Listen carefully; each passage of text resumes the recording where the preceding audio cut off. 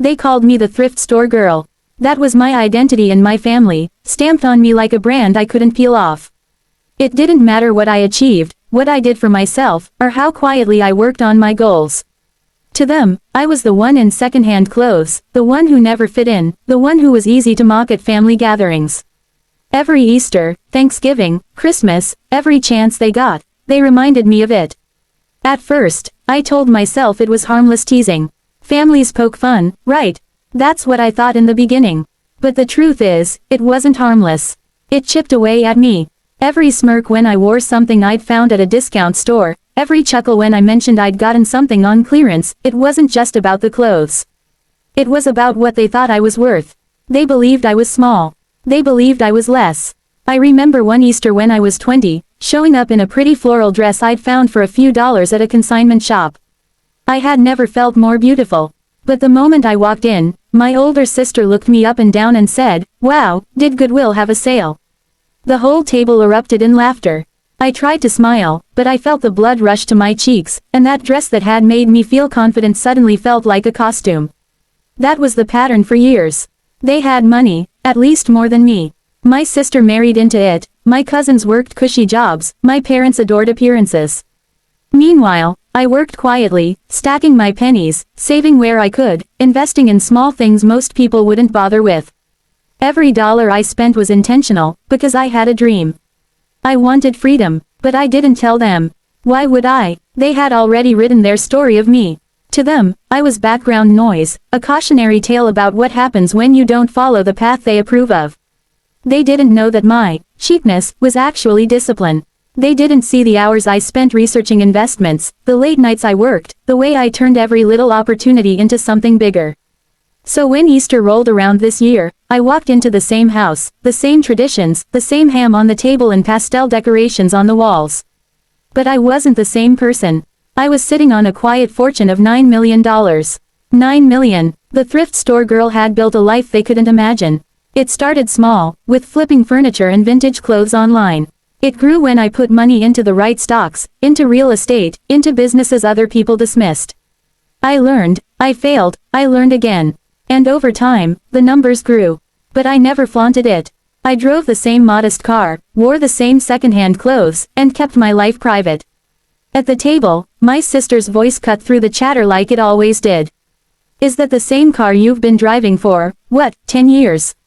She asked with a smirk. Her tone was sharp, loud enough for everyone to hear.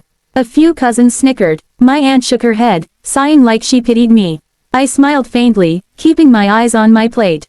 I had learned to let these comments roll off me, but there was something different in me this time. A storm was brewing. Then one cousin, always eager to jump on the bandwagon, joked, "Unless thrift store girl's been hiding millions somewhere." Everyone laughed. That laughter, the same laughter I'd endured for years, suddenly felt like nails on a chalkboard. And maybe it was fate, or maybe I had just reached my limit, but I decided I was done being their punchline. So I laughed, a small, knowing laugh. And when the room quieted, I said, "Funny you should say that." They froze. My sister blinked at me, suspicion etched on her face. "What's that supposed to mean?" she demanded. I looked up, met her eyes, and with the calmest voice I could muster, said, "It means I have $9 million in my accounts. And I'm not giving a single penny of it to any of you." The silence was suffocating. Forks paused mid-air. My aunt's mouth fell open. My cousins stared at me like I'd just spoken a foreign language. And my sister, my oh-so-perfect sister, her face flushed red, her lips curling into disbelief. "9 million, you, don't lie, that's impossible." "It's not," I said simply. "I worked for it, I saved, I invested, and I don't owe you an explanation." That was when the storm hit. My sister shot to her feet, pointing a finger at me. "If that's true, then you owe us. You've been mooching off family dinners for years. We gave you a place at this table, we supported you. You need to give back."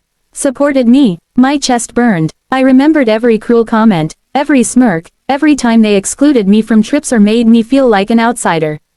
Supported me. They had done the opposite. My aunt jumped in, her voice trembling with excitement. "She's right. Family shares everything. It's selfish to keep it all to yourself." And then the chorus began. Cousins, aunts, even my parents started piling on.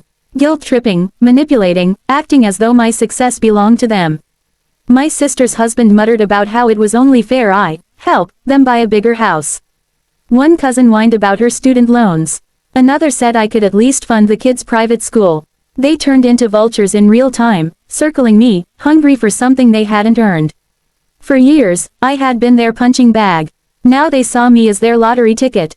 And for the first time, I felt no fear, no shame, no hesitation. I felt powerful. I laughed again, this time louder. It wasn't forced. It bubbled up from deep inside me, a release of years of pain transforming into joy. They stared, horrified, as if my laughter was an act of cruelty. My sister slammed her hand on the table. What's so funny? I stood, pushing back my chair slowly, savoring the moment. My hands no longer trembled like they used to when they mocked me. My voice was steady, clear. What's funny is that after years of treating me like trash, you think I'd give you anything. You don't deserve a dime. You don't deserve me. Gasps, shouts. My father tried to speak, but I was already walking toward the door. My sister screamed, "You're going to regret this. You're nothing without us." I stopped, hand on the doorknob, and looked back one last time. Their faces were twisted in anger, shock, desperation. And in that moment, I realized something important. I had never needed their approval. I had never needed their acceptance. I had built my life, my wealth, my success without them. So I smiled and said, "No. The only thing I regret is wasting so many years letting you make me feel small." Then I slammed the door behind me. The sound echoed through the hallway, sharp and final. It was the sound of closure. Walking out into the crisp evening air, I felt lighter than I ever had. The weight of their judgment was gone. I didn't need them. I never had. I was free. And you know what? I didn't drive away in a flashy car or celebrate with champagne. I just drove home in my same old car, listening to the quiet hum of the engine, smiling the entire way. Because the sweetest revenge wasn't in flaunting my money.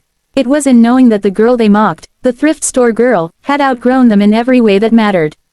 The money was mine, the peace was mine, and the power of saying no, the power of slamming that door, was worth more than the 9 million in my accounts. Here's the thing about people like that.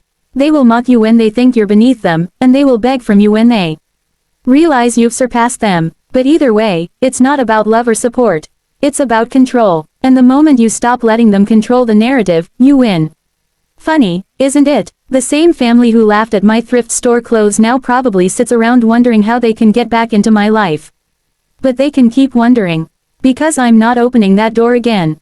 If this story gave you chills, smash that like button and tell me in the comments, what's the most satisfying revenge you've ever seen or been part of?